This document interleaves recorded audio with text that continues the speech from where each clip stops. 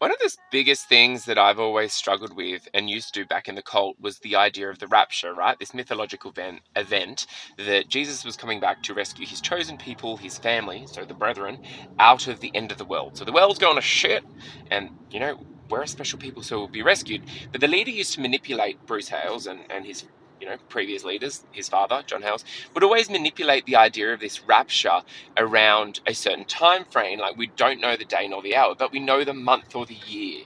So essentially, God is communicating with the elect vessel, the man of God, a human, and saying, okay, this is the rough time frame, so get your assembly, get your flock together.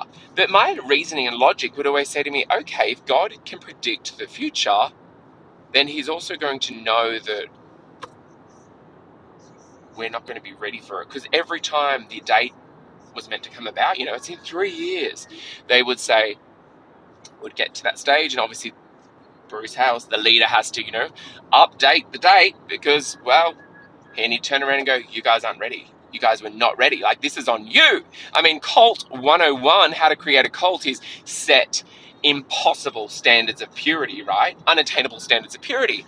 But my reasoning and my thought used to always be like, well, if God can see and predict when the date's going to be and he's all-powerful, all-knowing, surely he could also say, well, hang on, the group of people aren't going to be ready by that date anyway, so let's postpone it to this date when we will be ready. So I would always be like, why don't people...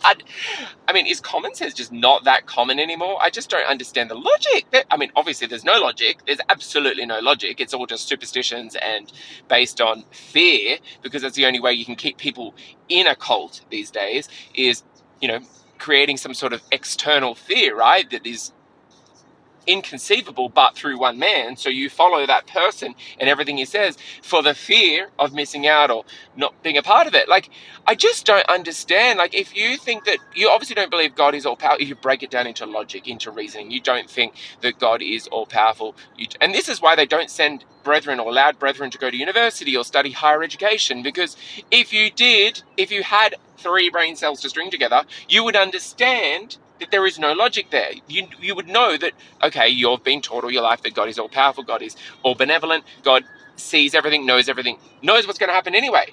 So if he did, where's the miscommunication? Is it Bruce is not getting the WhatsApp messages, or is it because you've switched to Signal now? I don't understand.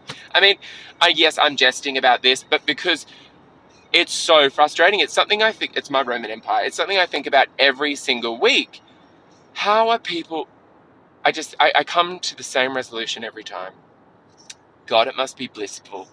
It must be blissful being that fucking ignorant, being that stupid. And look, yes, that is harsh, but I have no other way to say it. I have no other way to say it. It is clear as day that everything is in this cult is being made up. I don't care what denomination of religion or scripture or spiritual entity you believe in now. That's cool. You're not manipulating and coercively controlling people to your advantage. That's the reason I'm speaking up about this, is because it's manipulative, it's toxic, it's evil. And I don't understand the lack of just general common sense.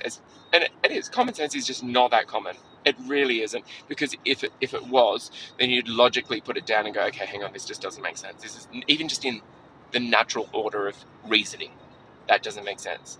So yeah, back to it.